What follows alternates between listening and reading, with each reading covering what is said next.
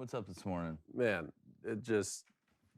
Darby Lou came to me. She said she had a nightmare yesterday. What'd you do? She had a That's what nightmare I or a asked. night terror? What'd you do? I don't know. A nightmare. I said, well, what happened? Tell me about it, you know? She said, in the nightmare, I forced her to give Adam up for adoption. You're disgusting. You're a monster. And I said, Get out. Yeah, I you're said, done. That wasn't, clearly, obviously, that wasn't me. That was Elon Musk. I don't. Yeah. You know? Well, that's- that was Elon. That was fake David. And you listened to him and you gave up our son. Then she said, the worst part was you made us move back to Atlanta. I said, so Wait, so you let worst fake part- David That's the worst part of convince that? you to give up Adam, and then that was the worst part. Yeah, why don't you take a seat? No. Yeah. Darby Lou, Sit why down. don't you take a seat? Sit down. We got to talk about the Yeah, night. why don't Yeah, you take- Darby may need to change up what she's ingesting before she goes to sleep at night. You think to be so? having those dreams. Okay. I don't know what exactly y'all are having. We're for watching dinner. Alabama highlights. Yeah, that's Right. exactly right. Does that cause nightmares? Mm-hmm. Well, it depends on who you're rooting Yeah. for. Yeah, that's what I thought. Depends on what year it is. Yeah. There's a couple years where it doesn't, but there's a lot where it does. Like, look, man, who am I going to get my picks from? You give Adam up for adoption, who am I going to get my picks from? I Well, would have won last month if you gave him up to adoption, maybe a little earlier, you know, maybe a couple weeks ago. and I can't wait to get into. Well, I already told him he's grounded for October now. And that's terrible because Halloween's coming. Well, you know, it's tough Well, when he you have to deserves it. when you have to Yeah. ground a 1-year-old. You know, it's tough to get them to understand why they're grounded because there's so much a 1-year-old can do to get grounded. Yeah. Like the time he tried to steal your car a couple months ago. Yeah. That was Blaine's car. That was Blaine. But I took the fall. That's right. That's right. I took the fall. You are a hero. We all know that. Jimmy Garoppolo led the 49ers to an impressive Monday night victory over the Rams last night. We break down the top 10 teams in college football with Big Game Boomer, and Tim Brando joins us to preview Week 6 of college football. I'm Jay Crane. It's Tuesday, and welcome to Crane & Company.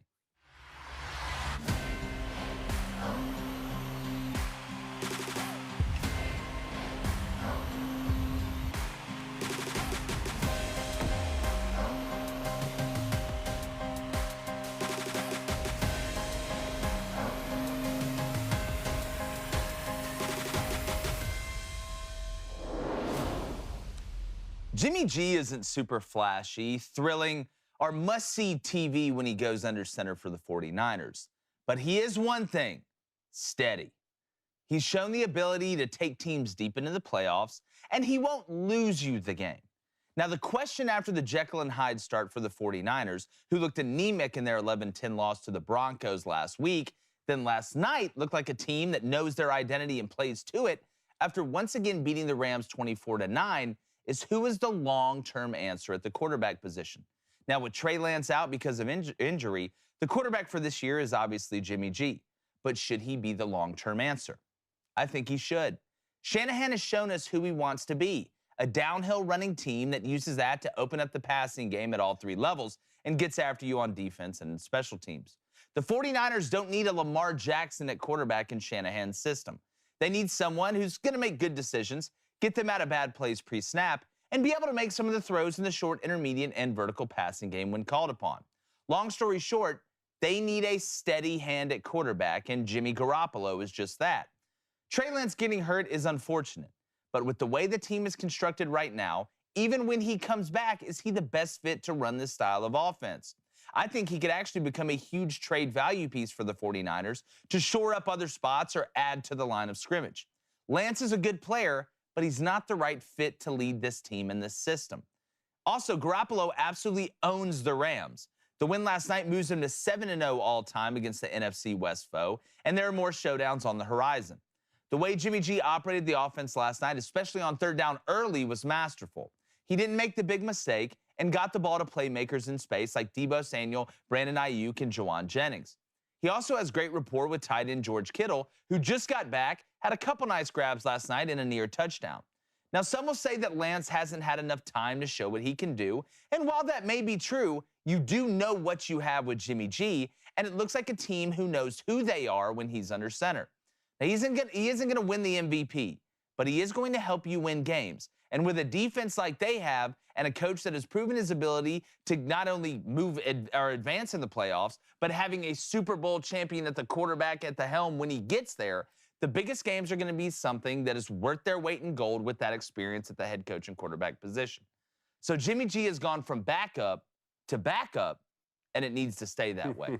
I bring in David Cohn and Blaine Crane. And look, you know, again, it's unfortunate for Trey Lance, But when you look at the way Shanahan calls plays, and you look at what wins in the playoffs, while Trey Lance has shown you his ability to run and extend plays outside the pocket, Jimmy G is a ball control style. Game manager is a terrible term. I'm not going to use it. Every quarterback should be a game manager. But Jimmy Garoppolo just seems like a better fit for what Shanahan wants to do. I know Elijah Mitchell's out, with an injury, but Jeff Wilson Jr. did a really good job last night. They could put Debo in the backfield. You got Kyle Juszczyk too. I just feel like he's a better fit, Cone, watching him run this offense, especially when they're cooking. Call me a game manager all day if I can bang the slant route like that. Yeah, I mean, he was eating. He was eating. I mean, they were angle routing the Rams to death last night. And I was surprised that with Aaron Donald, who I think may be the best player in professional football, with their inability to really get to Jimmy Garoppolo and affect him in any way, I thought, it was really the best I'd seen them, which surprises me why they lost to, who'd they lose to already? The Bears this season, the Broncos this season already. In that game, they only put up 10 Weather points. was horrible in that game against the Bears, weather, the elements were in full force that game, and then I guess with the Bears, that was Trey Lance was starting that game. But Jimmy Garoppolo looked as good as I've seen him last night. I mean, the Rams looked disheveled. It was a great win for the 49ers, and I don't know, Jake, if he's the long-term answer, because we heard for years in New England this was the heir apparent to Tom Brady. And when I look at him, I'm like, this guy doesn't look like the heir apparent to Tom Brady to me. But when you see him play an efficient football game last night with what Kyle Shanahan wants to do on offense, with that kind of defense, I mean, that defense is elite. Like, this guy can take you to the playoffs. Can he win a Super Bowl? I'm not sure yet. Yeah. I'm not sure yet, but they can make a deep playoff run. And you do that enough times, you're bound to win one. Yeah.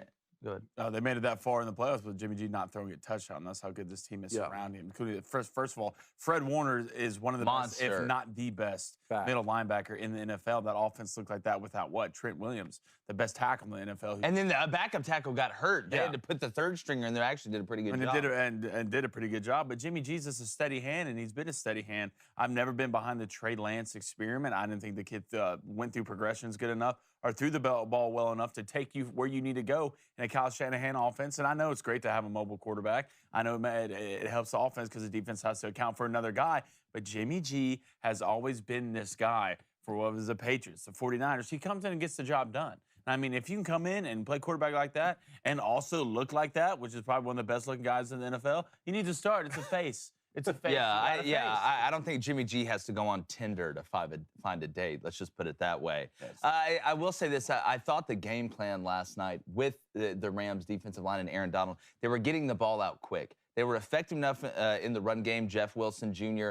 Did a really good job, ended up with that big touchdown run early, but they were able to get enough in the run where it was a threat. But if you look at the passing game, there wasn't a lot of passes downfield last night for the Niners. What were they doing? Slants, quick game, screen game, getting the ball to Ayuk out there quick. And they were staying ahead of the chains. But if you look early, too, they were getting in third and manageable, right? Now, that first drive, they converted, I think, a 3rd and 8 and a 3rd and 9, one to Juwan Jennings across the middle. But Jimmy G wasn't holding the ball.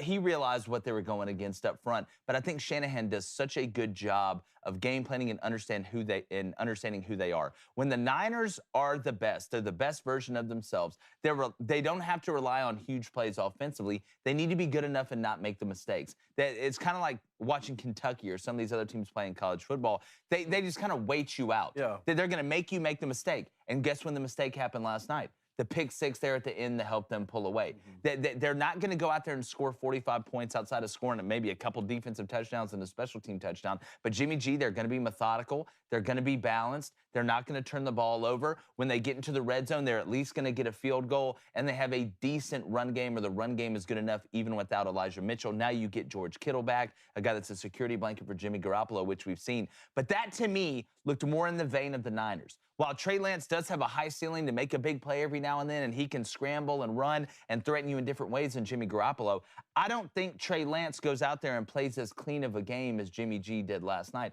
And it's not always about making the big play. It's about making the smart play. How many times last night did you see Jimmy Garoppolo try and fit a ball into a window that he shouldn't have? You saw him miss a couple passes. You saw Stafford miss a couple passes. That happens. But Jimmy G was not going to make the mistake that lost you that game. He was going to make the right decision. And it's not just during the play. It's pre-snap. They were doing a good job of when the Rams did blitz. And it was actually interesting watching D'Amico Ryans and the 49ers blitz last night, which they don't do a lot of. But when the Rams would bring pressure, they were able to get the ball out, make good decisions, and not turn the ball over. And that is 49ers football with Mike Shanahan. The only time I thought he put the ball in harm's way was the slant route to Deebo Samuel that he took off for 57 yards and scored the touchdown. And Darion Kendrick, who was at Georgia in 2021, went for the pick. He broke for that on the pick and almost had it, but you got your playmaker, the ball in space. It reminded me a lot of watching Aaron Rodgers and the Packers, the way that they short game you to death. The only difference being that Aaron Rodgers will short game you for a quarter, and then he's taking deep shots and he's putting those on a saucer plate and hitting them.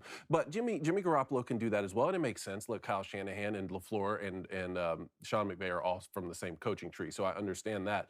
My question for you guys is, and I think a lot of 49ers fans are thinking this, we know what the floor is, right? And if the floor for a quarterback with that sort of defense is to get you to NFC championship games, and that's pretty good. But the 49ers are a proud organization. They want to win Super Bowls. So if the thinking was, well, the floor with someone like Trey Lance may be lower, but the ceiling could be as high as being Super Bowl champions, do you think that that's worth the risk of sticking with Trey Lance when he comes back? Well, if you didn't have the skill players you had, then yes. If you didn't have Deebo Samuel, if you didn't, I mean, I'll even throw Juwan Jennings in there. If you didn't have George Kittle, if you didn't have Ayuk, if you didn't have guys that could threaten you outside and can hit the big play, then I think you need a quarterback like Trey Lance that can scramble around and find a way. Kind of like the Bears with Justin Fields. Justin Fields finds ways to make big plays with his legs, and they have to have that. They can't have a guy that just drops back there and tries to find Darnell Mooney the whole game. The Cardinals as well,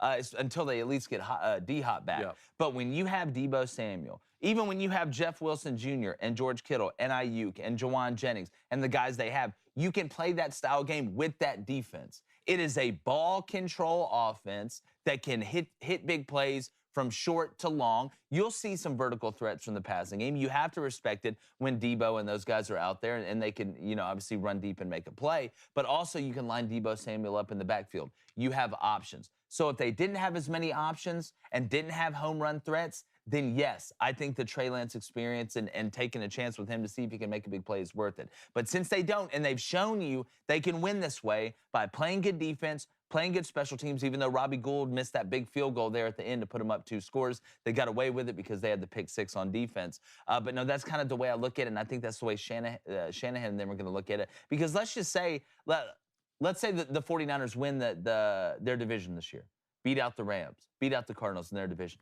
How do you not play Jimmy G going forward, a guy that did win 2 Super Bowls with the Patriots? I know he was the backup, but there were times where Jimmy G came in and kept that ship right while Tom Brady was hurt or there was something going on. And then obviously Tom Brady moves on. But I like the makeup, and that just looked like a complete football game last night from that team. You didn't have turnovers. I know they fumbled on the kick return, but they got it back, and that's out of Jimmy G's control. But they won that game like they looked like they game planned how to win that game.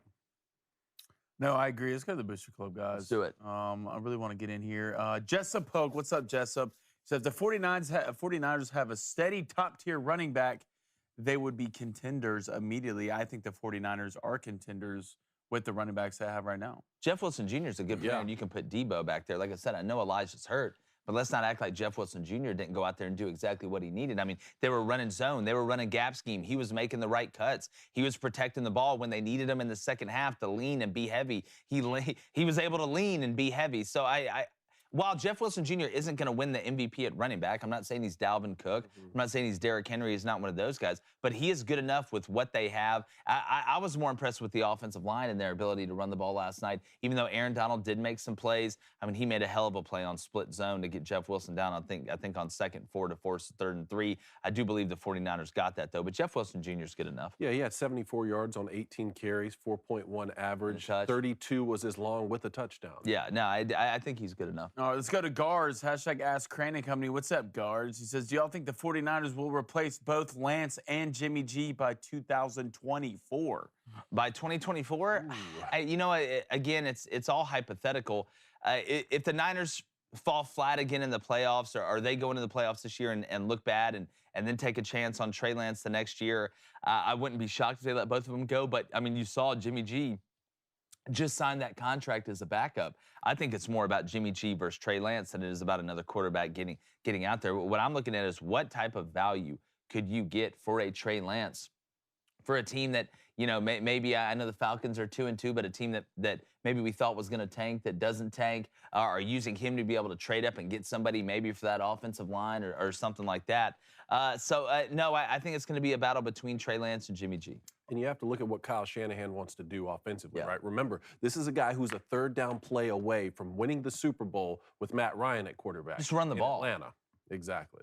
Oh, yeah, he choked that for sure. David S., $5 donation. Let's do it. Ooh. I love it. Nothing We're rich, y'all. Get a smooth 5 this early in the morning. Says, here's a fun question, fellas. Says, let's say you guys accomplish something big, like winning a world championship. Said, what are y'all go-to victory cigars? Victory Ooh, cigar. Cone, this is Victory a Cigars? question. I'm going Cuban. First You thing already I'd know do, what's up. yeah, exactly. I'd call up Michael Knowles. Yes. I'd say, Okay. Mikey, listen, what are we smoking tonight? Yeah. What are the cigars that we need to have in the humidor ready to go for the victory? Probably need to do that beforehand, to be honest. Well, you know, I will say I don't want to mess with any embargo or trade routes or, you know, screw up any Good for you. treaties that are going on. But I do know way a to guy. cover that up. I do know a guy that knows a guy that owes a guy that also owes him that knows where to get some Cuban cigars. I think So you I can may or bring may back- not make a call. I think you can bring back 100 now. 100 can? at a 100 time is the cubes? max, something like that. Really? Yeah. 100 cubed or 100 cubes?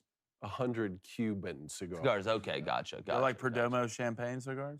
Yeah, what why is- not? I don't know what that is. I've never been to Narnia. Oh, sorry. I thought you were more cultured than that. That's just me. Why don't wear cool Let's leather go jackets like to you? $10 donation. Emmanuel C. What's Emmanuel up, E-Man? Good to see C. you bright and early, bud.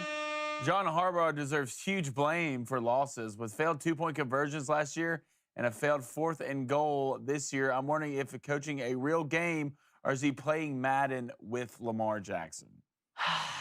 I think we got to give Harbaugh a break here. I mean, he's won a lot of games with the Ravens. I still want to see Lamar Jackson with legitimate weapons outside. It's fun to see him and Mark Andrews and Duvernay's made a couple big plays, but they got rid of Hollywood Brown. Saw Hollywood make a big catch for the Cardinals on Sunday. I want to see Lamar with actual Lamborghinis outside. Got a good running game, got good tight ends. We know what he is, but I want to see Lamar get weapons. I think that's the biggest problem for the Ravens. But I think a lot of blame has to go on the defense, too. I know the offense kind of, especially last game, absolutely disappeared in the second half, but the defense has been getting torched at opportune moments. So I wouldn't go just about the two-point conversions and things like that. If you're gonna blame Harbaugh, let's make it a full-throated, wholesome, complimentary football blame, because the defense is as much to blame for anything. All right, one more. All right, let's go to Quasi Terrible in the little Daily Wire chat. It says, if only the Rams could get after Jimmy G like they got after that fan. I don't know if y'all saw Bobby. Yeah, Bobby Wagner, absolutely. Well, should the rule be, I feel like because it's just ridiculous. I don't know. What was the reason the fan ran on the field? I saw there was like pink smoke. Oh, I don't Gender know. Was it an reveal. It was a activist? gender reveal? Well, there was That's why a he's running player. around the pink Yeah, smoke. there was Oh, it a was a player that did a gender gender reveal. reveal. Number one, don't do gender reveals at the stadium. But I feel like if you're going to be a fan and you run on the field, the punishment should be this. We stop the game. All right? Make sure he has clothes on. Number one, I feel like if the fan has clothes on, you should show me the fan running on the field because I want to see what happens. I want to see Bobby Wagner take him out. But I feel like the punishment for a fan running on the field was you should have to do Oklahoma drill with the biggest player on either team. Like Or, the if you biggest play player. the Rams, you have to do with Aaron Donald. Yeah. Some of the football teams don't even do Oklahoma drill anymore. No, that's what I'm saying, though. That's the punishment. It's like, you know, we won't even take you to jail. But, surprise, you and Chase Young have to go head up. Congratulations. Yeah, you know, it's like Andrew Whitworth's going to come down from the booth and rip your arms off. Now, I do feel like that should be the punishment. People would stop running on the field. They would absolutely stop running on the field. It's just like anything. It's like the people that go and protest the basketball games. Like, we have to figure out something like, all right, you want to chain yourself to the goal? Well, you have to stay there for a year. If you really want to protest, why don't you go out there and cross somebody up? Yeah, go cross somebody I up. see a finger roll layup, maybe a fadeaway 3. Yeah. Really get me invested. That's a how you message. protest. Send a message. Or, oh my God, he's running on the field. He's going to try and throw the ball 60 Yeah. yards. Yeah. Congratulations. You I mean, go glued run a your post hand to the corner. court. You know? I Huh? want to see you do something. I don't want to see you glue yourself to the basketball Yeah. court. Yeah, no, but like my thing, like legitimate. If somebody like before a basketball game, like chains themselves to the goal, I feel like you should be like, all right, we're gonna unchain you. We're actually just gonna chain you to a seat in the auditorium for a day. One of the It's a day. We're not bringing you food. We're not bringing you water. You want to do this? You can be here by yourself. You can protest by yourself. when nobody's in here, I feel like that should be the rules. I like it. Yeah, there we Get go. our incentive structures. There we go. All right, let's get into a quick hitch before we get Boomer. Let's do it. All right. Coach Nick Saban says Bryce Young's shoulder injury is not a long-term injury. What does Alabama and Neo from the Matrix have in common? Tell me. They both dodged a bullet. Okay. This could have made it very interesting with Alabama going to. Thanks, Blaine. You can go and that was old knee slapper there. I'm like well played, sir. Well played. Jalen Milroe did a great job. He was my best of the college football weekend. Did a great job coming in against Arkansas on the road. Hostile environment as Arkansas was coming back. Converted a few huge third downs, including that 70-yard run. They really kind of put the dagger in Arkansas once they scored that one. And then Jahmyr Gibbs just, ran home like he just stole his first pack of cigarettes from the gas station. But, when you have to go to Tennessee and you have to go to Ole Miss and you have to go to LSU, that's where the experience of Bryce Young really helps you. And I think he's going to be back by then. I think he's going to be back by Tennessee. I think Jalen Milroe against A&M, especially at home, as much as A&M struggles on offense, as much as they've been struggling really in every phase, to be honest with you, they've struggled to play complementary football. You can get away with it against A&M. You're going to need Bryce back at Tennessee because Tennessee can score. And I know they just lost Burrell. We're going to talk about it, the corner who hadn't played since he got hurt. I think he got hurt against Pitt. That's having Bryce Young and the AC sprain, because, look, it looked like to me either one of two things happened. Either he tore his labrum or rotator cuff or he popped his shoulder out the way that he fell, because you could see him grab his shoulder right after he fell. I'm happy for Bryce, especially when you see on the sideline a guy like Bryce Young get upset after they get hurt, like knowing, oh, my goodness, I'm actually really hurt. Seeing that it is an AC sprain in that AC joint was great news, not only for Bryce Young, but for Alabama as well. And to me, can save their season, because if they go into the SEC championship game with a loss and they were to lose to Georgia, whether that was the regular season loss at Tennessee, at Ole Miss, or at LSU, then they're not going to make the playoff regardless of how much cachet that Nick Saban has. So they dodged a bullet there. Okay, well, let's go to Tennessee. They lost their best defensive back for the year. You talked about him, Warren Burrell. How much does this hurt the Volunteers? It's huge. They're one of the worst pass defenses in the country. Them in Arkansas. And then you lose Burrell, a guy you were hoping to come back. I know they have some young guys that are talented. But for Tennessee, when you operate that style of offense and you play the teams that you've struggled to beat, right? You got past the Florida hump a little bit, got over that, and you play the Alabamas, and you got to go to the LSUs. You can't just outscore everybody. That's not going to work. If you want to get over the hump, you're going to have to win some games where the defense steps up because the offense isn't cooking. And nothing scares you more when you operate at that pace. That's why I think you've seen Josh slow down a little bit earlier in games, is that when you go 3 and out, and then all of a sudden it's a 4 or 5 play touchdown drive. Well, that's great. You got 7 points. But now the offense has only been out there for 13, 14 snaps going at warp speed, and your defense that already lacked a little bit of depth loses a big piece at corner that you have to rely on and say, all right, we got to go lock this guy up. We need to stop on defense. I know we're tired, but we got the cats to do it. You've got Cedric Tillman, also the wide receiver that just had that tightrope procedure on his ankle, the same one that Tua had when he was at Bama. They're hoping to get him back, but I don't think he's coming back anytime soon. If Tennessee doesn't stay healthy, they're not going to be able to do what they want to do. They're not going to be able to win the games they want to win, even if it's at home. That's a huge loss for Tennessee, and you're going to see that show up in the second half of some of these big games unless they can get some other guys to step up. I think so, and you're talking about the up-tempo offenses. The ability to operate an up-tempo offense is always more impressive to me than having the necessity to operate an up-tempo offense. Yeah, well, the old saying is just because you can do something doesn't mean you should. There you go. There you go. Yeah. Blaine, you still big on Tennessee here with this injury? Yeah. I mean, it's a big injury, but I'm not. I mean, I wouldn't say that he's their best corner. He's their most experienced corner, which matters. But I still think no DB out there is phenomenal for Tennessee. So throw another guy out there. I mean, their defense, their passing defense is not great, obviously, but it's better than last year. So they are improving, and I still think Tennessee's the third best team in the SEC. They're going to have a bend but don't break mentality against most of these teams. I think Jake is right. You're not going to outscore. Well, if you don't outscore everybody, that equals a loss. But I know what you're saying with that. You're not going to put up 45 to 50 points a game on all of these teams. You've got to be able to win in multiple ways to do what Tennessee wants to do. Now, I'm not saying even with him out. To me, it's more of a depth thing, because it's you don't get healthier throughout the season. That's not how it works. So now you're worried, oh, my goodness, well, he went down. What if the next guy goes down? Then you're having to put freshmen out there, and you're having to really try and cover things up. And if I know that and y'all know that, The guys on offense definitely knows that, whether it's Georgia, whether it's Alabama. To beat those two teams, you need to be as healthy as possible and as deep as possible, and you're not going to be able to outscore everybody. That's the difference for Tennessee and them being able to get in a position to win a championship is being able to win in multiple ways, not just shootouts. So the winless Colorado Buffaloes have fired their head coach, Carl Dorrell. Who do you think they will go after for that vacancy there? You know, Colorado is a place where you can win, and it's sad to see how far they've fallen. The state of Colorado outside of Air Force right now, and Air Force is a good football team. I mean, Colorado State's putrid.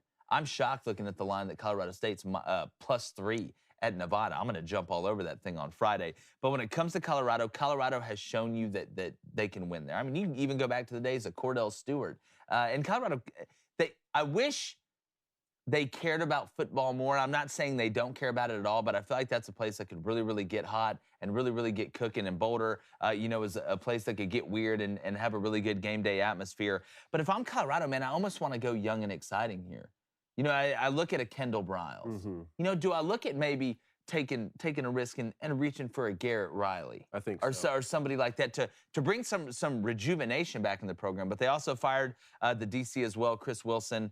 They needed to do this. I mean, it's been so bad. I mean, you're off to an 0-5 start. I believe you just look anemic. I mean, you don't even have a chance. You haven't been close to any of these games. You don't do the fundamental things right. Now, look, they did have the highest GPA I think they've ever had at Colorado, but guess what? It's like they say in the movies, 80,000 people ain't showing up to watch you take a chemistry test, Yeah, bud. you should be able to do both. You should That's be able exactly to have a good right. football team and have kids pass You can the read class. books, you can read coverages. Exactly, and I agree with the young, exciting hire. I think Colorado can do that and get away with it a little bit more than, say, a Nebraska can. Yeah. Now, Nebraska's fallen off so much that maybe we could say, hey, go after one of these flashy coordinators. I just think it's tough to get the Nebraska job when you have no head coaching experience. Well, right? Colorado's an example of a place you can do that. It is, and that's why I think you saw Wisconsin go ahead and make that move with Chryst and name Jim Leonard, the interim, who I think he's going to end up being the guy. I think I got told, a little birdie told me that the AD's probably getting fired next. Okay. But this move was made because Jim Leonard was getting calls, and there was no way he was going to stay and be the DC next year at Wisconsin. Well, that's what because his time's coming.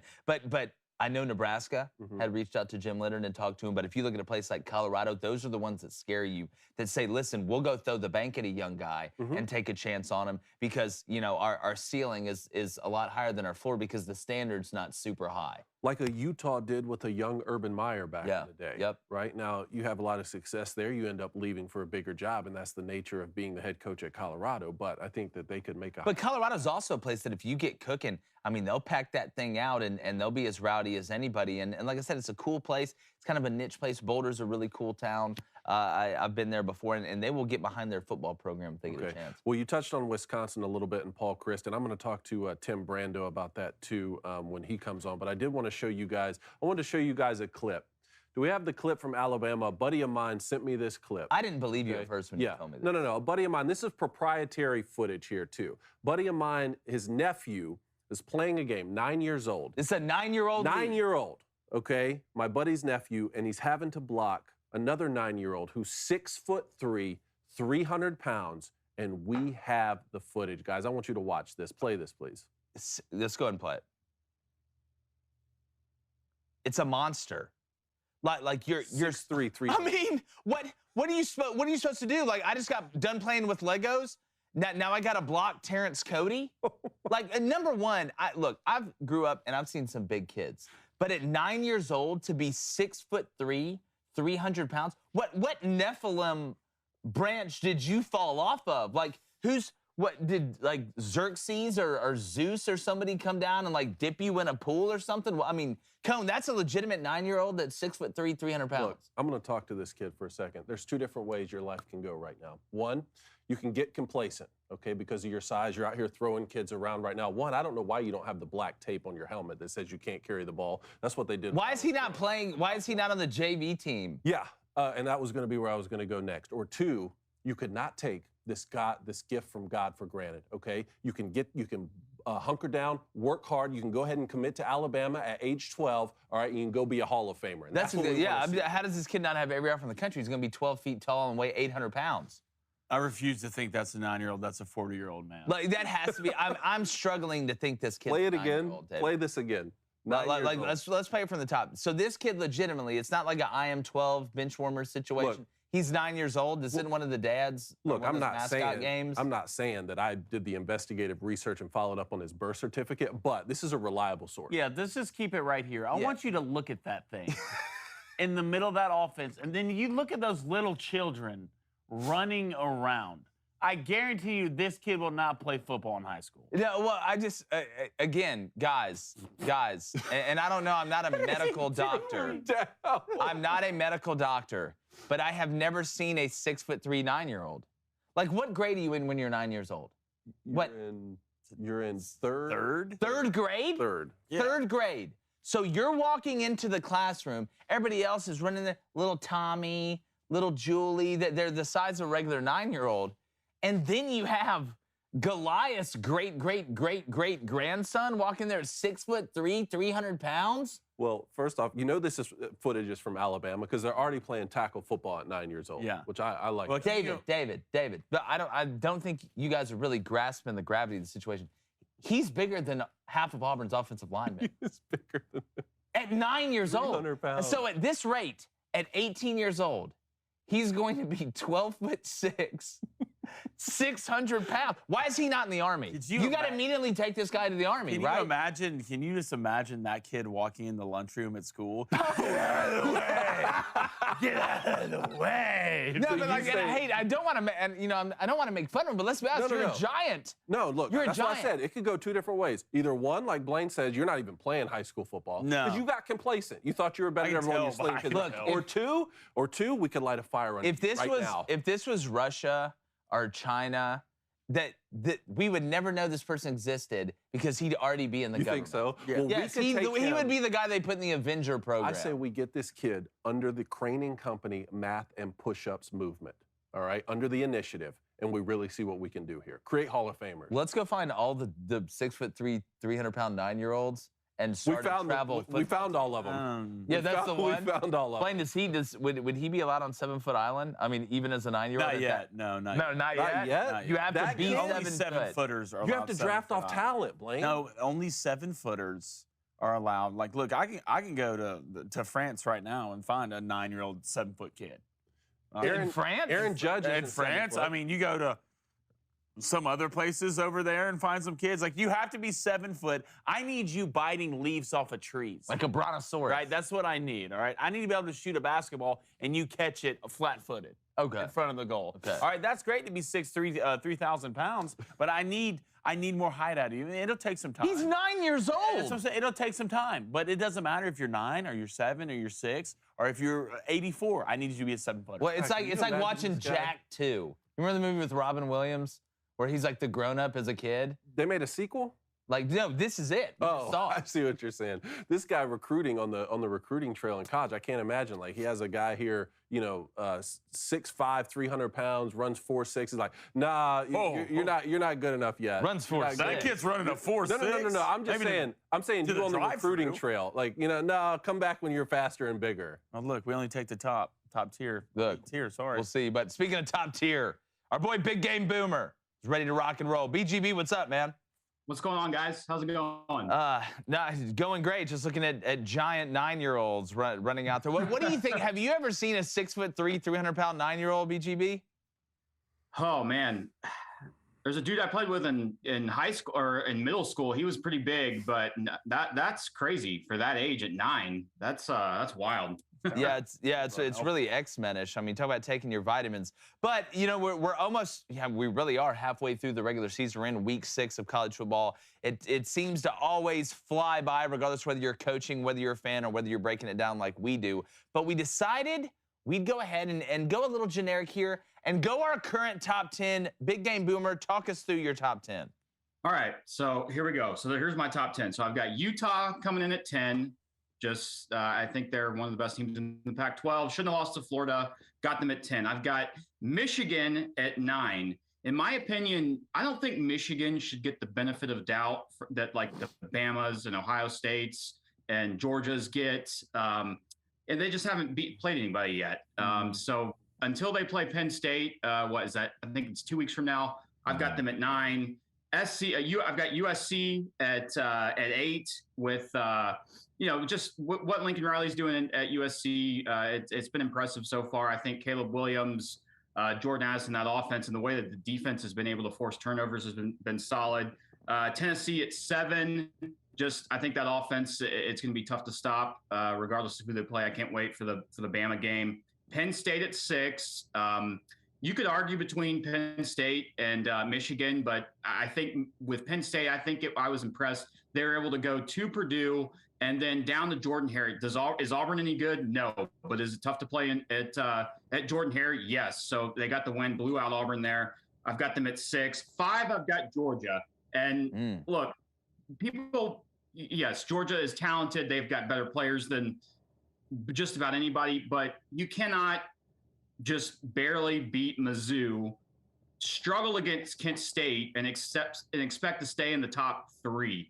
So I've got them out of the top 5. 4, I've got Oklahoma State. I was really impressed with their win against Baylor on the road. I think with Spencer Sanders he's been there for 7 years now.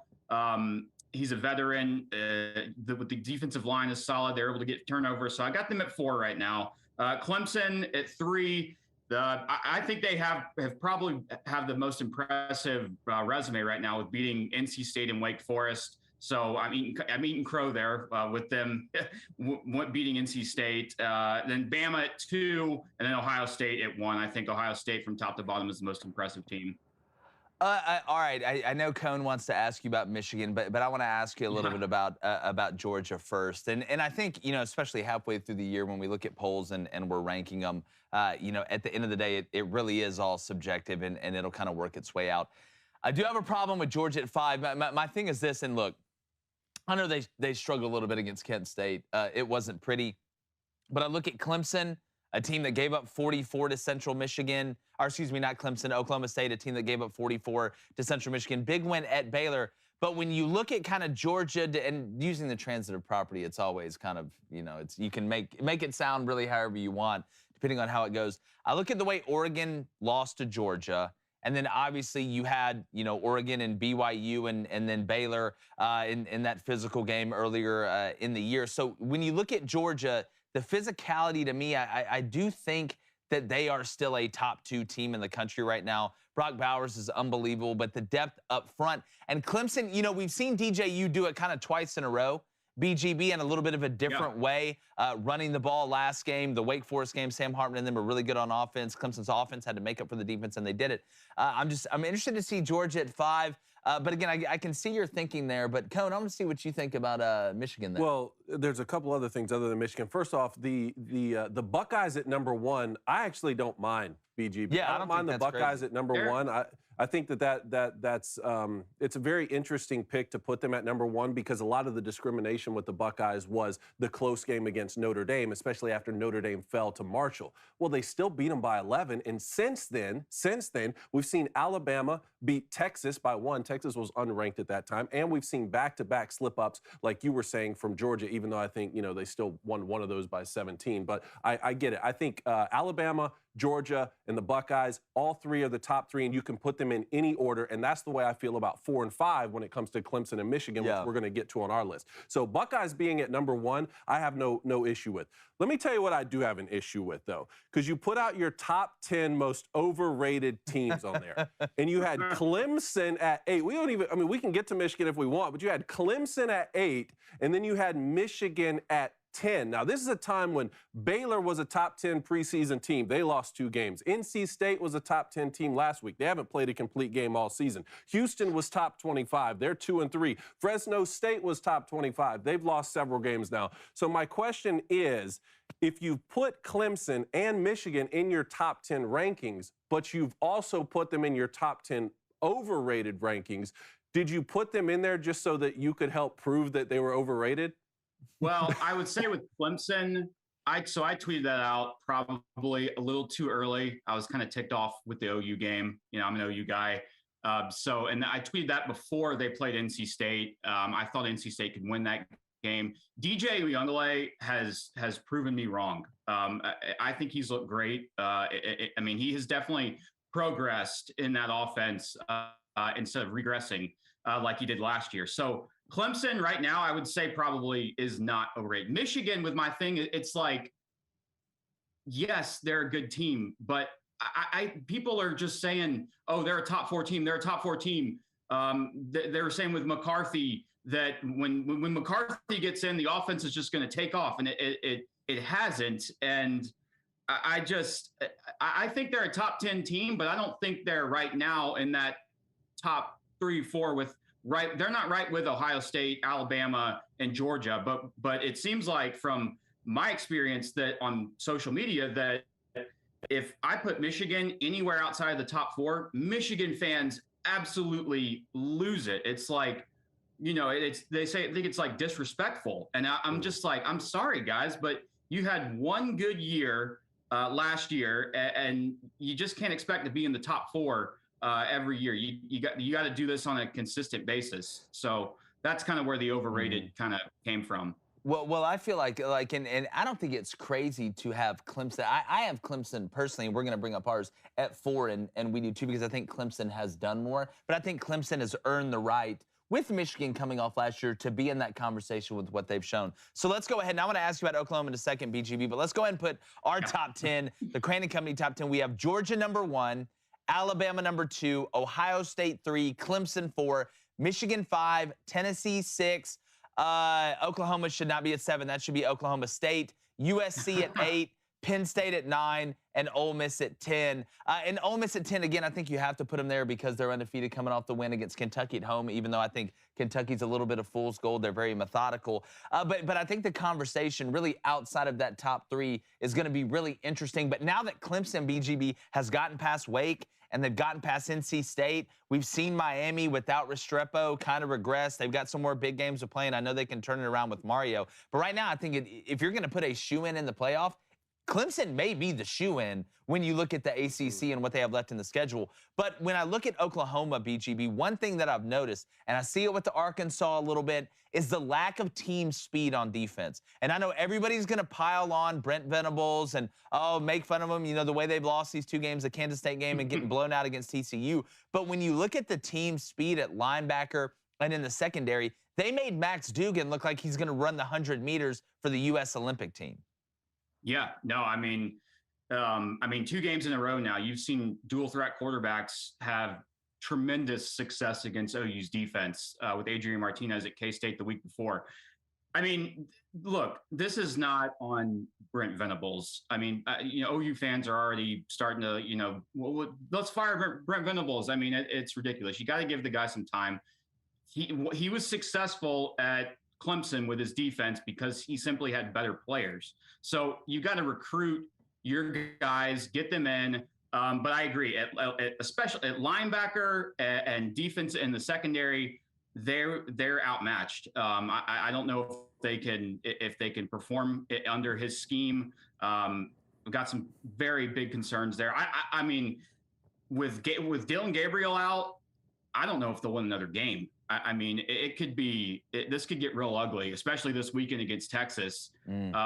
I mean, as a Sooner fan, I mean, I can't recall a time in my lifetime where OU was just this bad. I can't recall it. I mean, and it's got to sting for OU fans to be this bad, and then to see USC, they're undefeated. Lincoln Riley's doing this thing with Caleb Williams. It's definitely salty right now for sure. Yeah. All right, let's go to the Booster Club, BGB. What is up, my guy? JVac Volunteer says, do you see USC beating UCLA, Notre Dame, and Utah this year?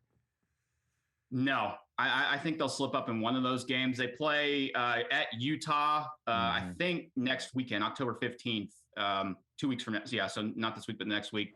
I think they lose that game at Utah. So I think they will slip up in one game. I don't think the defense is good enough to go undefeated. All right, let's go to Texas Ed. Hashtag Ask BGB. How much of the shine has been taken off the Red River rivalry because of the OU's last 2 weeks?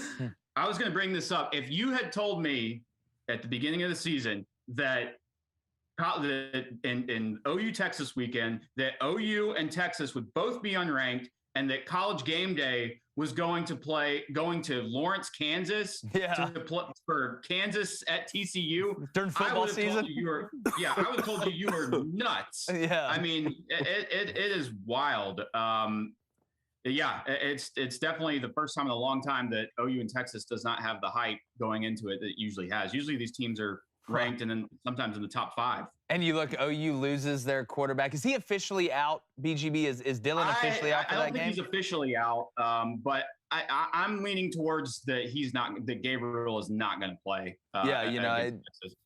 Hopefully they don't give him the Tua treatment and be like, hey, look at me. Exactly. What number am I holding up? You're like 4. Like, yeah, you're good. Send him back in there. All right, last one, B. All right, let's go to M. Hutton, hashtag question for the guys and BGB. It says, which cover is more likely to happen? Auburn plus 29.5 versus Georgia, or A&M plus 24.5 versus Bama? I would go Georgia because I don't know how Auburn's going to get a first down. Bryce Young playing. Yeah, I don't want to look. The A&M game, Bama's going to win, all right? But I need to know, A, is Bryce Young playing? Mm-hmm. B, is there any sorcery or magic that's gone on anywhere in the state of Texas that I need to know about? Is there anybody worshiping a big wooden owl, or did somebody set something on fire while pouring like goat's blood all around it? Yeah. I need to know. Yeah, but they probably did. It's probably happened a couple times. But I think there's a lot better chance of Georgia, who hasn't played well the last 2 weeks, playing an Auburn team where you got a lame duck coach that's on his way out against an offense that's about as balanced as a fat kid on a balance beam holding one weight on one side.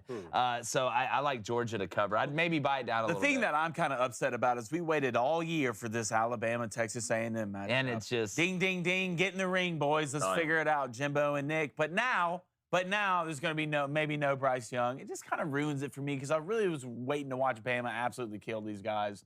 And I just don't know if it'll happen. They'll win, but with Jalen Monroe. Is the under the best bet? It depends on what it is. 62? Yeah. I don't know how much. Is it 62 or 52? I don't know how much A&M's going to score. 52 sounds right. 52, I take the over. 52 sounds right. I think. 62, that's a lot of. I don't know. After Jimbo's press conference, I tweeted out, hey, whatever the spread is, take Alabama. Take Bama. A lot's transpired since then. Yeah, no Bryce is different. BGB, what do you think? Which one would you take? I'm leaning towards. So is this who will cover or who? Won't cover? Who will cover? I would probably lean towards Georgia, just because A&M does have a decent defense. I know there's a lot of Auburn fans out there, but man, Auburn's just bad right now. So I'm with Georgia covering. Yeah, I think that's the best one. But BGB, appreciate you joining us, man. We're going to put these lists out on all social media, Instagram, and everything like that. As usual, great stuff, my friend. All right, guys. I appreciate it. Thanks, all right, appreciate you. Talk to you later. All right, brother. Real quick, Blaine, Booster Club. Always. Let's go to Justin Decker, hashtag Ask the Show. That's us. Now that Auburn lost Leota for the season, do we generate any pass rush at all? I mean, look, Derek Hall and Wooden are really good players. You got some guys on the inside, Marcus Harris, that can rush the passer, but you lost a key piece on the edge at a place you can't afford. Auburn cannot lose guys on the edge. That's the only place on defense where they've been able to have a decent amount of success is Derek Hall coming off the edge and running things down and forcing Jane Daniels to step up in the pocket and wrapping around and making the play. It's just one bad news nugget after another for Auburn. I mean, what's next? Is electricity going to go out? Well, at this point, is he out for the year? I think he's out for an extended period of time, and Zach Calzada officially out for the rest of the year after shoulder surgery. I really hope he caught that ball in that football game. Yeah. All right, let's go, Little Tony. Little Tony 22. He says, I like BGB. We do too. But I think sometimes he bases his rankings off which fan base he can make the angry. Yeah, you think? You think? Maybe a smidge. Yeah, just a little bit. All right, let's go to Travis Elrod. What's up, T. Elrod? Hashtag AskBGB. He's gone, so he's asking us, who do you have money line in the Texas-Oklahoma game, boys? Texas.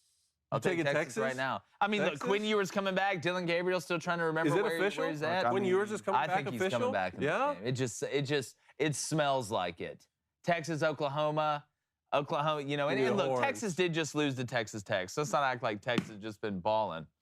God, why do you Texas Tech's a good program? I mean, yeah. Well, I like McGuire, the new head coach, but this weekend, right? Yeah, hold on, last weekend. M. Hutton at Crane & Company, the over-under for the A&M Bama game is 52. It's 52, so I was right. Ooh. Oh, Texas Tech's at Oklahoma State this weekend. Yeah. Yeah, but like, is A&M gonna score?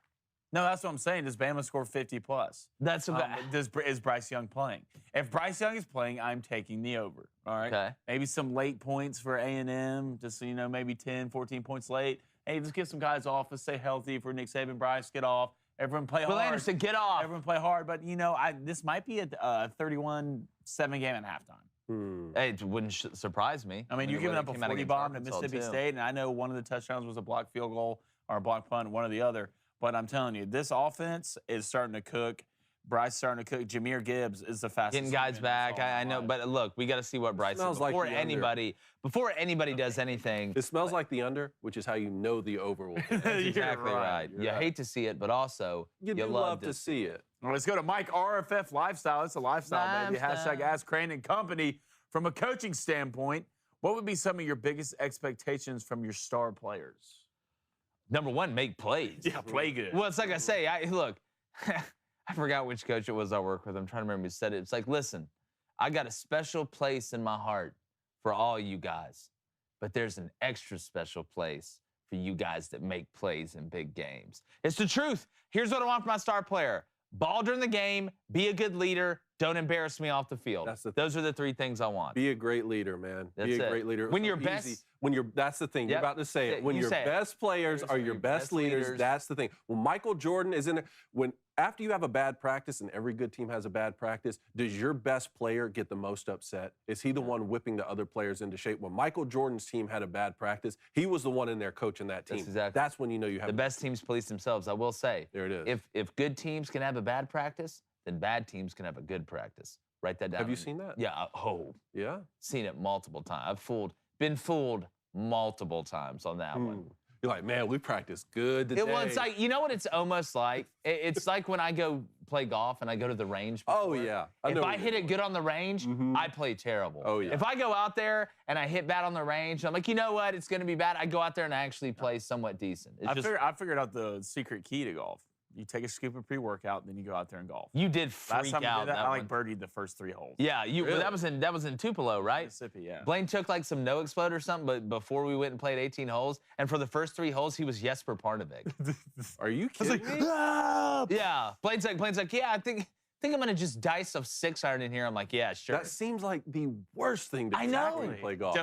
That's why it's like hitting good off the range and kind of play terrible. It's pitching backwards, David. Pitch backwards sometimes. Sometimes you got to. Let's go to the Daily Wire chat, boys. Let's do it. Baby Sawyer's dad is in here. Oh, Baby wow. Sawyer's Baby dad. Sawyer's dad. And he says, hey, Cone, why don't we get more of those Bama transfers up at Michigan? The Okie Dokie kid looks so good against Iowa. Well, I'll tell you what, man. Okie Dokie kid? His name's E.B. Okie. But okay, man, he looked good. Him and Mike Morris, because we were asking a lot of questions like, where's the Michigan pass rush going to come from with Aiden Hutchinson and Ajabo out? I got an idea. Yeah. No, I mean, and for 3/4 of that Iowa game, I was asking the same thing. But E.B. Okie late in the game, man, those guys got pressure on Petrus, which I know, look, he's not the most mobile guy. But yeah, look, we'll take any Alabama transfers or even the ones who want to decommit like Dax Hill did. We'll take all those guys. Well, you know who else is using that strategy? The Eagles. Are they? Yeah. In Philadelphia, they're like, look, we're just gonna get Bama and Georgia's players and see what happens. And like literally right now, the Eagles GM's like, guys, I can't believe it's working like this. Not only are we undefeated, but we're huge, fast, and pissed. And those are the 3 things you want. The Eagles are undefeated because they've got Bama and Georgia's players. Yeah. It's brilliant. Well, the question with that kid specifically was he had some trouble off the field, I think. But look, he's look. We can get your life on the right path. We'll get your life right. He's on the straight and narrow right now. He's making plays. Let's keep it up. What position is he? He is edge. It's like a stand-up backer type. Love it. You rush the passer, I'll get the pastor. We'll make everything else right. I want you to start causing trouble on the field. Yeah. All right, there's 2 things here. Let's go, Sister Riggs. First of all, Sister Riggs, hope you had a great birthday. Sister Riggs, hope you had a great birthday. Ooh, that Okie State Texas Tech game could be more interesting than the Red River Challenge shootout. Yeah, yes, okay. Yeah. Why do we not call it the Red River Shootout? We're soft. Like, how many people? Like, do you think this goes back to math and push-ups, man?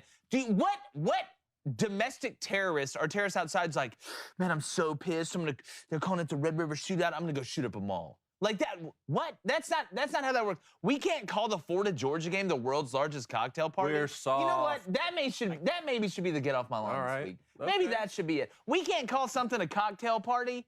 Like what? What? Like again, that's why I'm just afraid we're gonna get red dawned, man. We're gonna get red dawned. God, We're over here worried about movie. who's a girl and who's a guy and who can do this and who can go in this bathroom. Meanwhile, China and Russia are over there, just everybody's doing push-ups and math and science and putting it together. China's beating us in hypersonic missiles right now. They are. And you should be afraid. That's exactly right. Like we're over here, we got 6'3", 300-pound 9-year-olds, but we can't use them because we can't even call games the cocktail party or the Red River Shootout. It's the Red River Shootout. The Red River rivalry is not a real thing. It's the Red River Shootout, and it's the world's largest cocktail party. Grow up. 8-year-olds know they can't drink cocktails. Nobody's been like, hey, guys, guess what? I just got this great idea because I walked by the TV and heard ESPN call it the world's largest outdoor cocktail party, so now I'm going to go get hammered as an 11-year-old. If that kid's going to drink, he's going to drink on his own. Catalina wine mixer, man. It's a Catalina wine mixer. Grow up, Peter Pan. Strictly Billy Joel. You know what I'm going to start calling it? I'm going to call Florida, Georgia, let's all get drunk. That's what I'm going to call the game. And you know what I'm going to call Oklahoma, Texas? The shooting range. That's what it is. So when I say those two things, that's what it means. That's the anti-softness. I'm surprised the speech police didn't bang the door and come get Oh, yeah, I'm surprised the studio's not burned down. I'm surprised they didn't pay Flamin' Dragon to come here and burn it down. That's only on Fridays. I know. All right, let's go to Texas Ed. Punter go. Punter go. All right. Crowd split at Red River games makes it more challenging than any other rivalry. So the splitting of the crowd in the stadium makes it more challenging than any other rivalry. Challenging, like, for what? The team? The players? Like, I think it'd be harder if I'm going on. Guys, I just read what's in the teleprompter. Going on the. No, I'm blaming you for like this. you put in the I'm blaming you teleprompter. for I don't this. completely know, but I'm going for everything. Yeah, we need you to be more specific, more challenging for what? Like that's my going for question. it. Fourth Because it's a lot and harder if you got to go to Tuscaloosa to play. It'd be great. They're like, hey man, we're gonna meet up in Huntsville, and y'all get half the tickets. Y'all get half the tickets. They used to do that at Legion Birmingham, Field. That's how it used to be. I'm glad they don't do it anymore. But I wouldn't say it's more challenging. I mean, if are we saying more challenging for both teams because half the team has fans, the other team has half their fans? I need more specificity.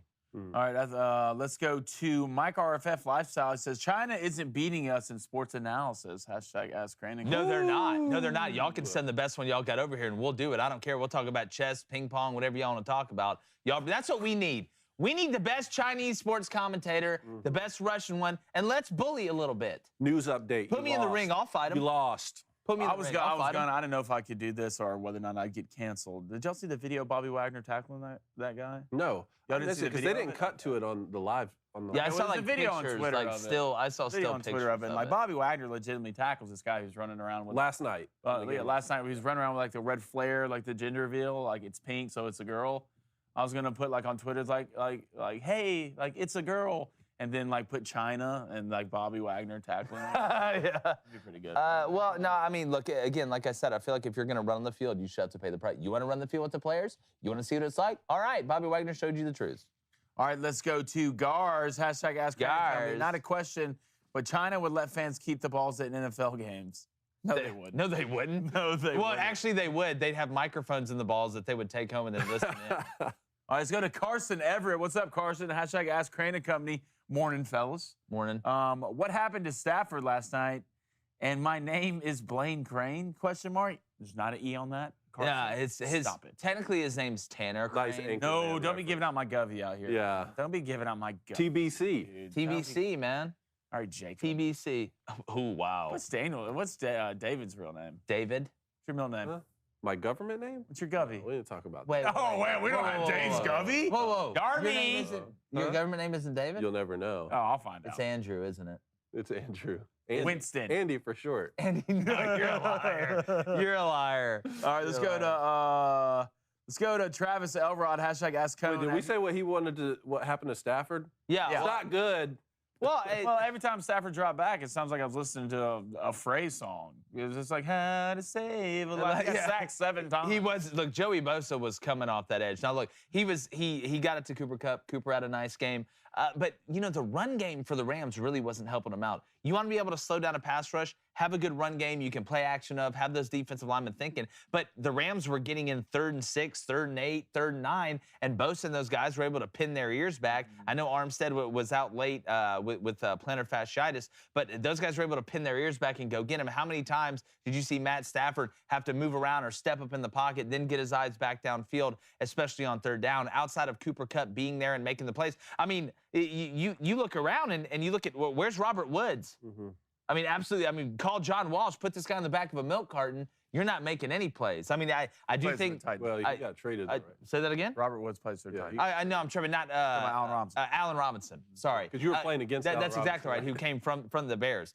But no, like Allen Robinson just disappeared. Not only is he not making catches, like they're not targeting him. 2 targets. So Higbee's their second best go-to guy. I mean, that's who Matt was looking for. And I know typically you're tight end's your security blanket, but Allen Robinson's got to start stepping up. That run game has to give him more. I think Henderson's our best back. He's got to play Akers. Cam he gets one-arm tackled, just about damn near every time. He struggles to break tackles, and we know he's had fumbling problems as well. But you won't have fumbling problems if you head over to the Daily Wire Plus and become a member. You actually never fumble again or throw an interception, and you might have a 9-year-old that's 6'3", 300 pounds. You can also listen on Apple, Spotify, wherever you get your podcasts. Subscribe, leave a 5-star review, share it with your friends and our international enemies, because we're trying to get world peace here, and that's a step in the right direction. We'll be right back.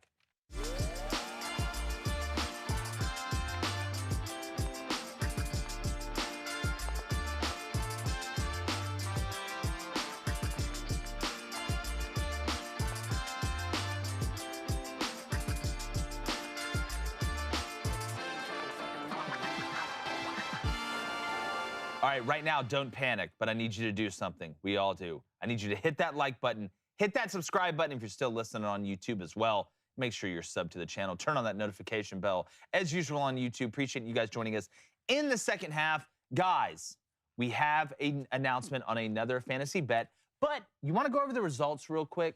Cone, let's go over the results, We have man. to, guys. Let's go over the results. Let's move on to next week. Cone, do you want to start? You start with how I'll you start. did. I'll You start with how because you Jimmy did. G showed up in a serious way yesterday. He didn't let the Rams defense, who I was playing, bully him around. Yeah, it was weird there for a Now second. pulled off a victory against Morning Wire, 133.7 to 122.96. Around the rest of the league, my boy Jake Crane, sorry for your loss, put up the league high in scoring this week at 152.08. He won't do that next week, though, and we'll tell you why soon. He beat Andrew Clavin. That's just a whooping. That ain't the league high. Oh, was it not? Oh, Corn Pop's a bad dude, put up 157. So you're right there. There's You're in the the league high. 150s. Yeah, You're in the but I've scored the most points in the league. But we'll see. We'll see. Yeah. But yeah, Ben put a shellacking on whoever he played, which was Yeah, it was fine. What was that? Team Flaming Dragon. Yeah.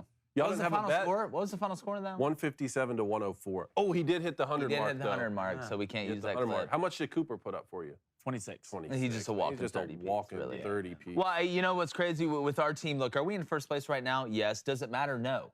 We had a players-only meeting that I was involved in. I thought it was a players only. Yeah, You were involved in it? We had a players-only meeting that I was there for. After week 1, Derrick Henry stood up, during the players-only meeting that I was there for, and apologized to everybody, and said, week 1 that was on him. He didn't mean to embarrass us, and all he's done is come back and been effective in the screen game. Had a big run last week, put up over 20. But look, it's not about one person. All right, it's about sorry for your loss. That's our goal. We want to go around and go to everybody and apologize for beating them in fantasy. We want that golden tumbler, but we're not looking too far ahead. I play you next week in Cone. We've decided on a side bet for the game. Yes, we have. And you know what? Let's bring on Tim Brando, because I want to tell Tim Brando about it. Oh, is Tim Brando here? Our buddy Timmy B. Timmy B, can you hear me, my friend? I can hear you. What's up? Hey, so we're doing this fantasy football league, and me and Cone are playing each other, and we do these side bets. So we've decided, because we want to hear what you think about this. We've decided that the loser of the fantasy football game between us this week has to wear a straight jacket for half the show, so you can't use your arms, and the other people will have things they can throw at him, and somebody will have a stick that they can poke at the person. Your thoughts on the punishment for fantasy football, and do you have any better ideas? I think maybe tape. tape over the mouth. Ooh. Yeah. Then I'm maybe just some, replacement cone. electrical tape. Yeah. You have to come on that day. Nice. We want to interview you. Yeah, Tim, you have to come on that day. But no, we already had the one where the loser had to get the birth simulator. The labor simulator. Simulator. Michael Knowles had to go through the labor that was really simulator. good. You know, walking the other shoes. I'm just telling you what most of the people that have worked with me have fantasized about doing. Gotcha. Yeah, believe me, I'm sure Reed wouldn't be super pissed if my mouth got duct taped for 30 minutes. But, you know, Tim, speaking of somebody that needs duct tape, if you need to fix something, you definitely need duct tape. And A&M right now needs probably a vault of duct tape. I wanted to ask you and phrase the question this way. If you were the main money guy at A&M, the booster that has the most influence, basically whoever has the most oil, let's just put it that way, and you're looking at Jimbo's contract and you've watched the way A&M has played, I know they have a ton of good freshmen. They signed that big class. What are you thinking right now, and are you starting to think maybe we need to start looking for an off-ramp sooner rather than later? Well, I have a real hard time thinking in those terms because I think if you're really one of the great money men of A&M, I'd be looking in the mirror and I'd be saying, what the hell have I done to myself? Okay, why have I done this to myself? Because, you know, that's the biggest issue there now. Okay, A&M is now morphing into a combination of some variation of what Texas was and what Auburn is. Only they got more of them. You know what I mean? Yeah. And they're as big of a punchline, you know, to me as Auburn in its heyday was a punchline. And you know, the sad part is they're great people at both of these places. You know that the Auburn faithful and the Aggies that I know, that the Aggie faithful. When I make these statements, people think I'm really coming after them as a program and their fan base, and I'm not. I'm simply saying that, you know, when you have that many financial chiefs, okay, that are dipping in, they feel like they should take ownership, and they feel that they have the right to become the problem, and they do become the problem. Okay. And the layers of bureaucracy at every school are different. And there's times when the history of the program and the bureaucracy, you know, kind of fuse together at the same time. It's on the opposite end, Jake, of when opportunity meets preparation for a coach or a broadcaster. You know, you're ready to take that big leap. Something great's about to happen. Well, on the flip side of that is when the demons of your program's history collide simultaneously with taking shortcuts, you get in trouble. You know, you and I, by the way, I haven't seen any freezing cold take retweets of anything that I said on your show during the summer about Texas A&M. I was going to say, Timmy B, you came on here and you caught more hell than a serial killer after they electrocuted him for saying that A&M was overrated. And I mean, but Timmy B, my thing is this: everybody points to the offense, and look, I get that. All right, Jimbo's an offensive coach. You look the lack of explosive plays. Now, they don't have a vertical threat, and it's hard to have explosive plays when people know you can't beat them deep, and now Anais Smith's out for the season. But when I look at A&M, it's a full-throated, three-phase problem. Name one game or name two games where two out of the three phases for A&M played well together. They haven't. That's a totally different problem than not hitting explosive plays on offense. All right, it hasn't happened.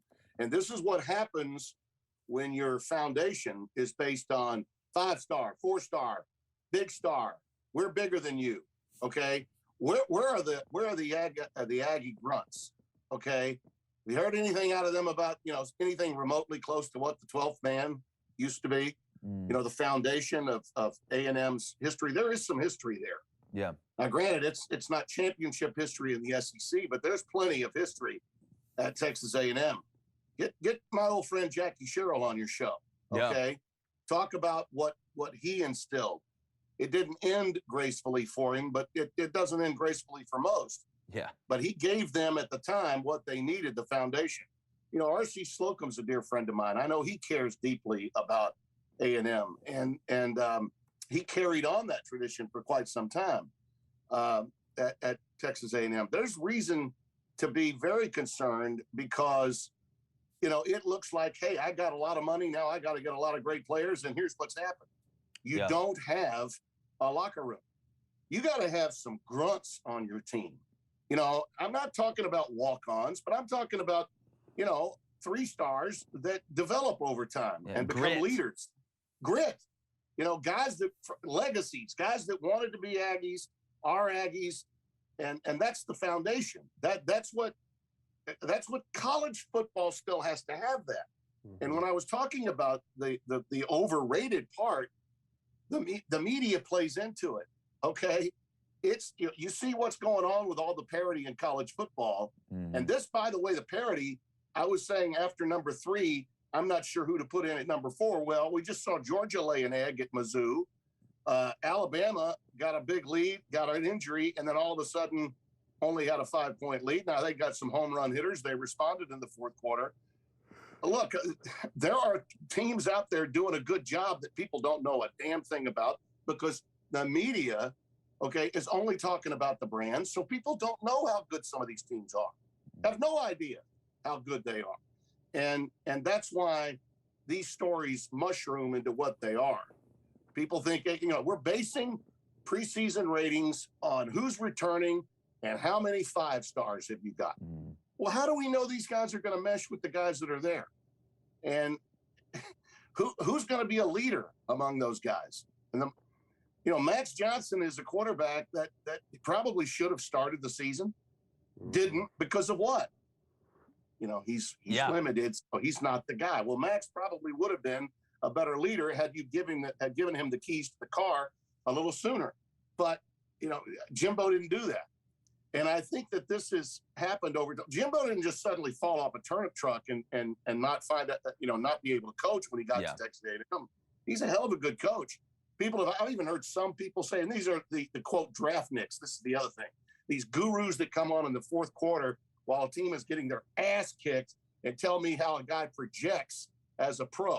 Okay, I don't need to hear that in the middle of a college football game, especially when that team is getting its butt kicked by Mississippi State. This stuff is happening in our profession. We got to look in the mirror and say what the problem is. It's partly us too that's driving this narrative that is so damn screwed up. And A&M becomes part of it because they wanted to be a numero uno in recruiting.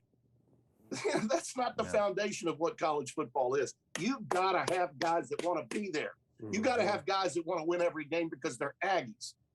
You don't see that with some of these programs now because the narrative has been established that you're going to get there, get your 2 years in, get the hell out, get your contract because you are a 5-star. That's a problem. And it's not just at A&M, but A&M can be the poster child for it. Well, when you start playing for the name on the back of the jersey instead of the name on the front, then you've got a problem. Yep. Let me tell you one quick story, okay, fellas, because this is the week of the Jayhawk, okay? Yeah. Back when I was doing the old Tim Brando show, Dave Drudel was my producer. He's now running about 5 stations that Mel Karmazin son bought from ESPN Radio. We got a call. Dave Drudel got a call from someone at Wisconsin Whitewater. And they saw these helmets that were on the back of my set. And they said, calling for Coach Leipold. He'd like to send you guys a helmet. Okay. We established a relationship with Lance Leipold at that point. Well, now that helmet is a Division I helmet. Yeah. Okay. It belongs to the Kansas Jayhawks. And that team and that program, okay, that was a doormat, the worst of the worst Division I programs. Can we agree on that? Oh, for sure. They are winning, and they are winning different ways. Yes. Okay. Daniels was an offensive star, great kid from California, kind of snuck through the cracks. Sark was telling me when we were meeting with him last week in Texas, that guy grew up about 4 blocks from where we were at USC. And now all of a sudden, look at him. Look what he's doing. Now they play a Matt Campbell coach team that is going to give ground grudgingly. They've got a really good defense there. And how do they win it? They win it with their defense and with special teams. Yep. You find ways to win when you're a program that's built from the ground up. And no, they don't have a bunch of 5 stars. They don't. But they've developed players within just a year and a half's time. Yeah. Okay, that's the way you go about. That's the way the college game should be built.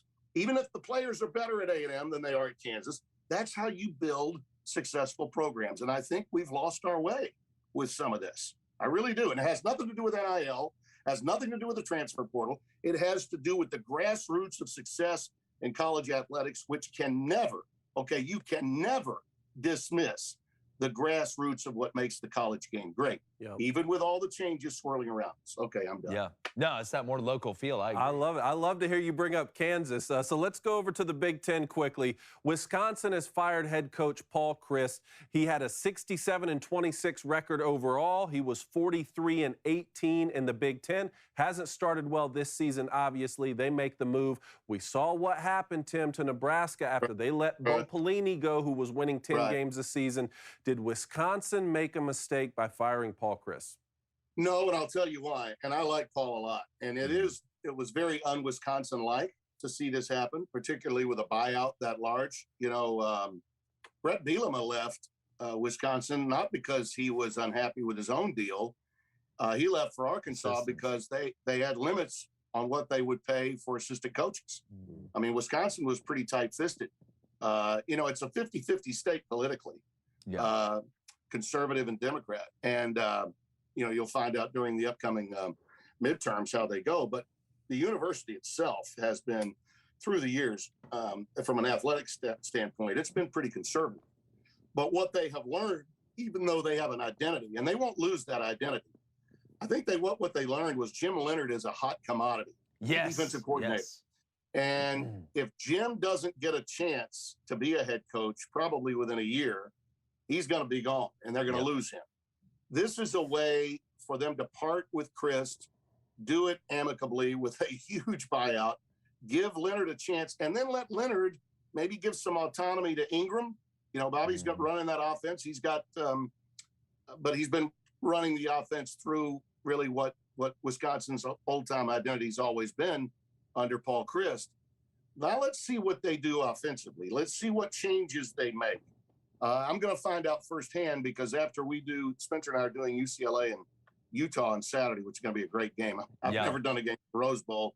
I'm really looking forward to getting out there. You've never done a game in the Rose Bowl, Tim? Never done a game in the Rose Bowl. I would have lost that trivia question. It's the last college football cauldron that I've not visited. That's exciting. That's awesome. The Big House and the Horseshoe were two that I had not either before I got to Fox. And now I get to go to the Rose Bowl. I just want to say, as the sun creeps down across the top of the San Gabriels, I want to say that. But after that, we're going to the next week. The schedule is not as strong, and we're going to get Wisconsin at Michigan State, Spencer and I, on Fox on the 15th. So we're going to, I'll have better answers for you about where they are, when I come back from that game. But here's the deal. I think it's Leonhard's opportunity to be a head coach, or they're either going to lose him to someone else in college, or he might go back to the NFL, which he's already coached in the NFL. Yeah. So he's got about an 8-game audition here. If it goes well, I think the job is his. If it doesn't, they may be one of those in line to try to get Lance Leipold away from him. Well, because Timmy, he coached at Whitewater. He's got Wisconsin roots. And I think that would be one of the jobs that he really would consider taking. Yeah, and I think the AD is going to be out too at Wisconsin. Don't be shocked if you see the athletic director be gone. But I would be very surprised if Jim Leonhard is not the head coach full-time at Wisconsin next year. Because I'm with you. The three young DCs that I think are kind of next up to get a chance to be a head coach at a pretty high Power 5, middle to high Power 5. Zach Arnett from Mississippi State is a guy that has just absolutely shot up the coaching ranks. He continues to put out a good product. Jim Leonhard from Wisconsin and Ryan Walters from Illinois, who Illinois just paid. I know Wisconsin and Illinois just paid, is absolutely outstanding. You talk about guys that are fundamental. Watch that Illinois defense play. Watch the way they tackle. Watch the way they get their head around and play the ball, and watch how much fun they have playing with each other. Top 5 in the country. We opened with Illinois and Indiana, and even though Indiana won that game late, you saw the fingerprints of success on that defense. And, he knew what – and I'm going to tell you something. Bielema is You know, he is a shrewd, smart individual. Tim, he took Illinois, former Wisconsin coach, into Madison and beat them at their own game. Chase Brown went for 130, leading rusher for Wisconsin at 17 yards. I mean, that to me was an ultimate kind of in your face a little bit. Right. And the other thing about Wisconsin's decision here, and you could tell when the AD was talking, he didn't have a lot of answers, and that's because people above him were making this decision to pay the $16 million buyout. Wisconsin is a team that in that Western Division of the Big Ten will always be in the hunt. Now, they aren't this year probably, but although Minnesota did lose too, so I guess it's still open. The Big Ten West is still open, but they'll always be in the hunt. But you can't go and lay an egg at home and also look as bad as they look against Ohio State, because ultimately, if you're going to win a championship, not just get to Indianapolis, you've got to beat either a Michigan team or an Ohio State team that look to be a lot more explosive than you. That's exactly right. All right, Blaine, a couple for Tim, and then we'll let him out. Yeah, Tim, we're going to go to the people who matter the most here, and that's the Booster Club, baby. All right, Texas Ed, hashtag Ask Tim. He wants to know, what are the chances A&M gets overshadowed by Texas when the Longhorns enter the SEC? Well, that's a loaded question. Yeah. Also, what are the lottery numbers for next week, by the way? Well, let me tell you about, I'm really high on Sark now. And after visiting with him, man, he's got his mind right. I mean, he really, really does. And Pete Kwiatkowski, who took over his defense, came over from Washington as his defensive coordinator, is a pretty cerebral guy. But I was Spencer was too. I mean, we were both pretty candid with them after watching the Alabama game to open. I think I told you guys the Gary Patterson effect as an analyst on their defense was something that you really noticed in the Alabama for sure. game. And Sark mentioned that they're doing pop quizzes on Thursday mornings now with their team, pop quizzes, terms of preparation. Gary Patterson did that at TCU. Okay. There's little subtle things that he brings to the table. And Chris Del Conte, the AD, was pretty smart to do this, fellas. I mean, as soon as TCU fired him, he's on the phone. Del Conte is the guy that built the statue for Patterson in Fort Worth on the campus at TCU. I did not know that. I think that sort of creative tension, that comes from having a guy with his pedigree, on the staff. But you know what? Both of them, both Sark and Kwiatkowski said, he's been great. He's just been awesome to work with. And Gary's keeping a very low profile. Okay. I mean, the Gary Patterson I used to know would have found his way to seeing me or making contact somehow.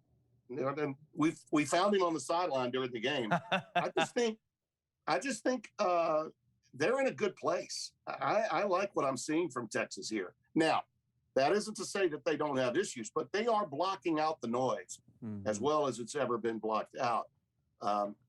They may be in a better place than A&M by the time they get to the SEC. I'm not saying they are or they will. I'm just saying they may be, because Del Conte as an AD is really sharp. He's one of these guys that understands the psychology just as much as the coaches do. And I like what I'm seeing at Texas right now. Proof will be in the pudding against the bad OU team. Let's see if they can boat race Oklahoma in the Red River game. If they do that, they may well be on their way. Yeah, well, watching Oklahoma's linebackers and secondary runs like watching, potato sack race. That was I totally missed on them. I only dropped them after the K-State loss to 10 in my poll because I didn't think it was a bad loss. Well, and they always lose to K-State, and they do it to K-State every year. Exactly. I mean, it's but I was wrong. I was wrong. Yeah, well, Brent, they need to give Brent a little time too there to get some guys in their defense. Sure. But Timmy B, enjoy it. UCLA, Utah. Can't wait to see you talking about the sun creeping over there, those San Gabriels, my friend. Thank you so much for joining us as usual. Excited to talk to you again soon. Keep it up, fellas. You're the best out there on college football. I don't know how many segments you do on it each day. I know you run it, but you're the best that's out there on college football. Coming from you, we appreciate it. And like I said, we're just trying to learn to dribble with our left even better every day. But thanks, Tim Brando, Hall of Famer. Getting to go out to the Rose Bowl. That's cool as hell. How cool is that, man? That's cool as hell. That's awesome. All right, well, I'm speaking about cool as hell. I'm going to go over to the DraftKings board of emotional friendship, life, love, loss, tragedy, triumph, and let's get to 12-4 today, boys. All right, last night, look, had the Niners -1. Had Deebo Samuel anytime touchdown, +130. That's a dirty 130 for anybody that was asking. You know what I'm going with today? We got to bet baseball. We have to do it. I hate it. Whoa, don't hit replacement cone like that. Did you just hit? He just knocked replacement cone over. I don't and want to I'm probably going to get blamed for that. I don't want to bet baseball. I don't want to bet baseball, but I have to. You picked that cone up. You picked the cone up. You picked it. I'll pick this cone up. Look at that. Whoa. All right, I'll pick him up. Pick him up. All right. I'm sorry, guys. I'm not trying to domestically violate any cones. I found out David's Especially Govey David name. Cone. What's David's Govey name? Replacement. Is it Tyler? It's Adam. That's what I said. What did I say? Andrew? Yeah. Yeah, I know it's Adam. I knew that. David Adam Cone. Yeah, because his son. Wait a minute. Your first name's David. Is your first name David? Yes. Then what?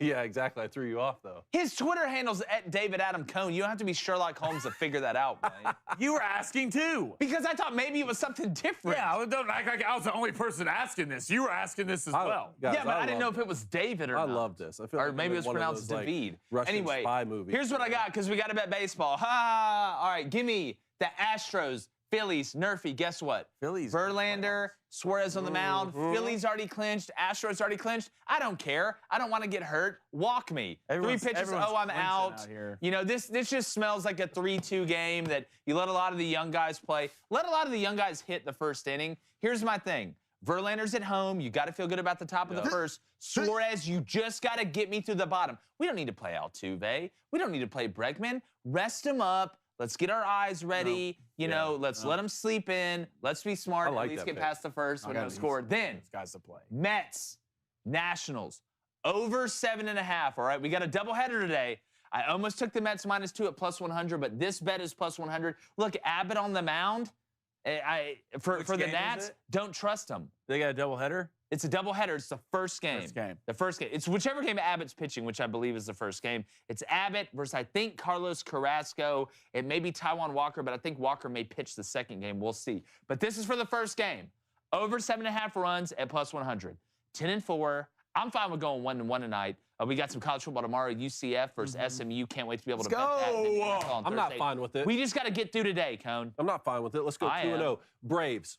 Let's figure it out, because you know what? I think maybe you took a victory lap after sweeping the Mets, and maybe you thought you already won the division. Newsflash, you didn't, okay? Marlins tonight. Finish. Money line, -175. Odorizzi on the mound, I believe. Let's finish the drill. Finish the drill and win the division, because it matters. And then Astros money line, -195 for the exact same reasons as Jake. Phillies already clinched playoff spot. Love that. Verlander on the mound, a little postseason prep, a little postseason preview. Maybe go out there and shove. Let's get the victory. I love where your head's at. I will take nothing other than 0-2 today. If I'm 2-0, I'm disgusted. I want to go 0-2 today. I definitely want to miss both these bets. Let me show you the bets I'm going to miss. Give me Houston -1.5 +150. Guys, I already clinched. They don't care. They're definitely not going to cover this. Then give me the White Sox -1.5 +130. I can't name you 4 players for the White Sox, but they're probably going to lose. All right, well, there we go. Baby Cone, he's going to be bed buds with me. He's going Astros, Phillies, Nerfy at -130. And then he's going Brewers, Diamondbacks, Nerfy at -150. Eric Lauer, don't know if he's related to Matt, versus Zach Gallen. Should be a good pitcher matchup. I would have taken that and the Brewers money line at -105 if the Phillies didn't clinch yesterday and eliminate the Brew Crew from the playoffs. So really, the only thing we got left out there is the NL East to see who's going to win it. I mean, the Astros got it locked up. The wild card on the American League side's done. You saw I'm losing my mind, the Blue Jays and the Rays. I mean, basically the AL East, got the wild card plus one more. So we're just waiting to see. The Braves are a game and a half up. Just win today. Just win one. The AL East and the NL East made the playoffs. Just beat the Marlins. Who would have thought I'd be begging the Braves to beat the Marlins? They literally beat the Marlins like a redheaded stepchild, or it's like pistol whipping a blind kid. But here's what we got. Booster Club leaderboard. Johnson _TC is 4-0. It's me, man. No, it's me, Emmanuel C. Wow, Jake, let's try reading good. This is brought to you by Not as easy as it looks. It's me, man. It's me, man. Him and Blaine's glue hands are both 3-0. Blaine's glue I hope we're talking about Blaine's play at receiver. Sister Riggs, EJ Runis, B Samp, Ulrich _Sharber, Kaluski Nathan, and Dinkin Flick at 27 are all 2-0. and our buddy at Lava Leech is 1-0. Make sure you get those bets in. They're good throughout the day. Sam. Poll? Yeah, poll and another thing. Poll and another thing. Kyle Jenkins. Kyle Jenkins. Hashtag Ask Jake. Oh, I didn't do it. All right. I woke to my newborn son at 3 a.m. Yes. and starting to ponder the workings of the Crane verse. I wondered, is it better to be a witch or an alien? Do I move to Salem or do I summon the overlords? Wow. Alien. First off, Kyle, that is a next level question. I love where your head's at. Number 2, alien. You want to be an alien for sure, and you need to summon the overlords. Absolutely. Going to Salem, you're taking a risk. Will they burn you? Will they not? You need to make a good impression early. With the aliens, we don't know yet. You could lead us to disclosure in your son. You definitely want him to be out of this world, which I'm sure he already is. Alien. Like Michael Knowles said, you don't want any devil stuff. No, you want alien. Alien there, which is good. Alien, that's next level. Okay, that's next level. All right, real quick, Travis, Elrod, hashtag Ask Cone. Did you do a gender reveal party? Yes. If you did, how'd you do the reveal? Okay, so the first time, right after I met you, the week I met remember this. Jake, actually, I come home on a Friday after talking with Jake on like our second or third meeting. I get home, Darby Lou's crying. She said, "Get your tennis racket." She had these tennis balls and it was just the two of us. Threw one up in the air, hit it. It was blue. That's when Adam was born. And then this past time, You didn't run on an NFL field? did I run on NFL? No, so you didn't run on an NFL field with blue smoke? I did like, not away do from- that, but apparently the Booster Club says an NFL field is 0.44 cones lawns wide. The math was Okay, done yeah, yesterday good. because they're taking the math. You're doing that in and pushing it. Conathons. Yeah, and then this past time was it was a family-only thing at the farm, gender reveal. I didn't run on any fields though. That's awesome. Actually, speaking of which, on Darby Lou with her nightmare, she goes, "How dare you? I'm pregnant. Pregnancy causes bizarre dreams. Give me a break." Okay. So- So you need to get off her lawn. Oh, she just told me to get off her Yeah, lawn, you need to for get off sure. her lawn. Yeah. All right, That's Paul. awesome. That's awesome. All right, let's go to the poll. Let's do it. All right, and this was talked about earlier, and people wanted to know, all right, who they think has the highest bench press Out of- these 3. Out of the 3 of us, Yeah. Hmm. Blaine, Jake, or David? What y'all think? I'm going Jake. Well, you got such long arms. I'm not It's bench actually pressing worse. any- for bench I'm. press. I know that's what I'm saying. Like that's You have shoulder problem, right? I mean, I got a lot of problems. I mean, I don't want to put you. Hold on. I wasn't trying to like put you on blast. I mean, you have a shoulder. No, you were putting Yeah, it on for blast. sure. for Like, sure. okay. And look, I'm not bench pressing hardly anything. I'm gonna say. Let's just say. I'll say Blaine at 38%. Jake, 42%. All right, it's David, 55%. There's no way. He's got the longest There's Blaine, no arm. way. 31%. Jake, 13%. I'm getting crushed under the bar, guys. I hate to tell you. Yeah. Like Cone's not built for Power bench clean. press. Power Power clean. clean. Yeah. You know? Stuff snatches, See, stuff yeah, like that. the thing about me, I would always go in the weight room and just look for bands. All right, I'm just working bands. You're a lot Hey, of do bands. great Yeah, under don't, squat. don't do that with your Stretching hands. my hand. I'm doing like we're working the elbow. Okay, there we go. Now, if I was That's coming it. inward, outward, it'd be a little different. Yeah, but I'm well, side you to just side. started out a little inward out there. I mean, come on. Yeah, you know, there's kids watching. Speaking about that, Hopefully appreciate you guys. giant kids watching. Make sure you subscribe. Follow us on all social media. Appreciate Big Game Boomer, Tim Brando joining us as well. Got a great show for you tomorrow and for the rest of the week. So make sure you're checking us out. And like the chances of anybody else making a wild card, we're going to see who's going to win the NL East. And hopefully the Braves clinch it tonight. We're going. Gone.